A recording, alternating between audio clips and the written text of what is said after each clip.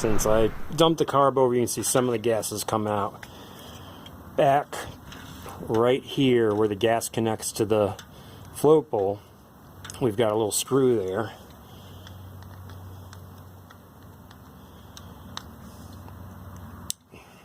Break that gently. Open it up. A lot of the gas will come out. If the pan's not too dirty, you can use it to clean the jets. Alright. Gas definitely likes to hide in a lot of different places in a carb.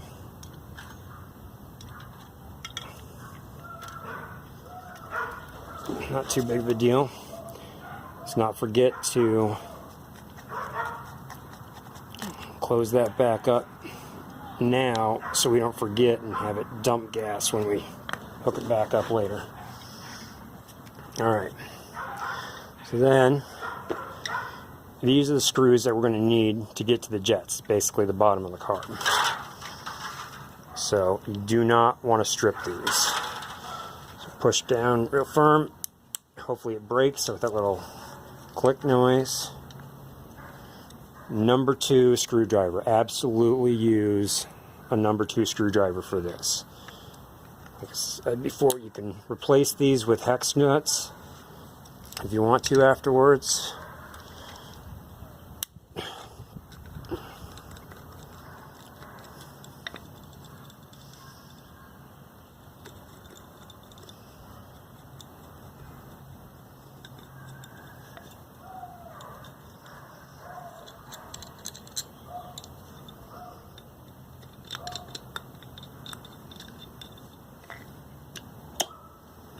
Alright.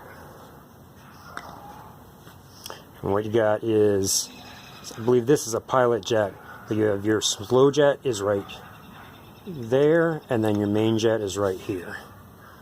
So first, I'm gonna pull the main jet, but for the setup I'm using, I'm gonna keep it at 75.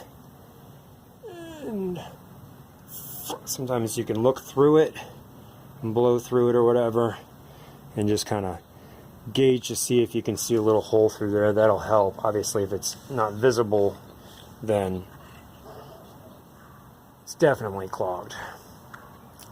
Both of these are brass. They're very soft, so you just want to be really careful. If you feel like your screwdriver is too thick, like this way, definitely get something that fits it proper.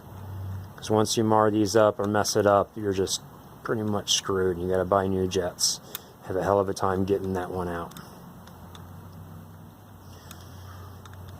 Keep telling myself I'm going to buy myself a narrower screwdriver to do this. Alright, so the main jet is a 75, and you should be able to see the number. Usually it's here, or sometimes you'll see it here on some of the aftermarket ones. I don't have a light on that, so I can't see it, but it should be a 75. This one should be 35, and I think you can see there's that 35 right there, which you probably can't see on camera, but that's how you know what that is. Alright, I'm going to get something to clean that out later. Check this while we're there at it. It does look a little bit dry, so I'm not going to risk pulling it this time since I don't have a replacement, but let me just clean it off a little bit, and maybe we'll look into getting a replacement for that.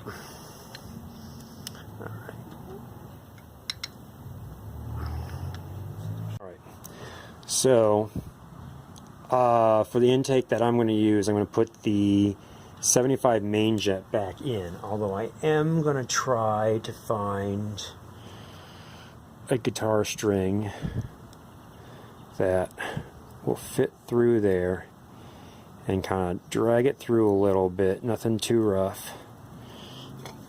Maybe just a smidge of that. Drag it through, and that should clean that out pretty good. I don't know if I can catch that.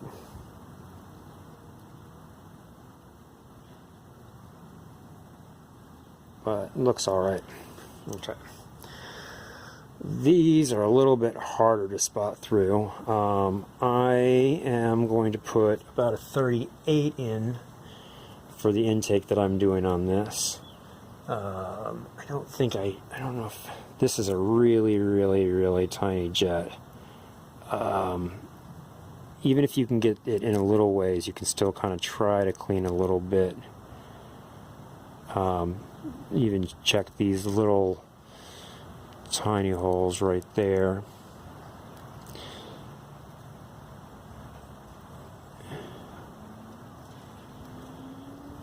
Let's see if I can clean that out a little bit. Oh, I was able to get through. So just kind of wiggle that around. If you've got nothing else, this is a alright way to do it. And that should make a pretty big difference if you don't want to buy new jets. The easiest way is throw money at it and get some new jets, and pretty much sure they'll be clear. I suppose sometimes you could have manufacturing flakes of metal.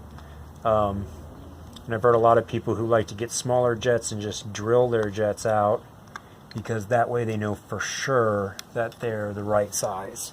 You know, a lot of these jets are made over in China, so you may or may not have exactly the size. Don't force that. It really, once it's in, it's really good. And let me just make sure I grab the right jet here.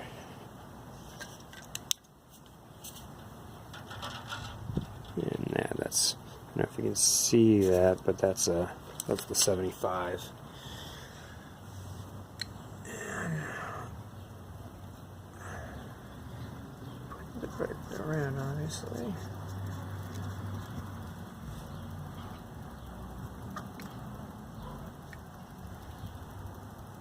Tighten it, but just enough. You do not want to force it. The brass is very delicate. Alright, so that would be changing the slow jet and the main jet. And then you're ready to put this on. Like I said, make sure that that's fairly clean. This one does not look great, but I do not have a replacement. So I'm just going to try to wipe some of the grime off of it. Should be good enough for now. We'll try to order another one of those. That should fit on a distinct way.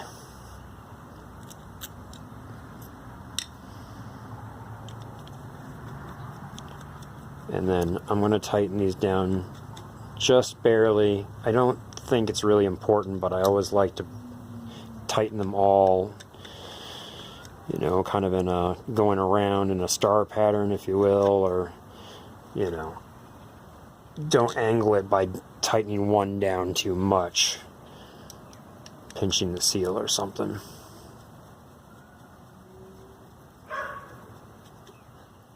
Now's a good time too to make sure that you have actually tightened up the drain, so that you don't want to try to get to that after you put this back on the bike.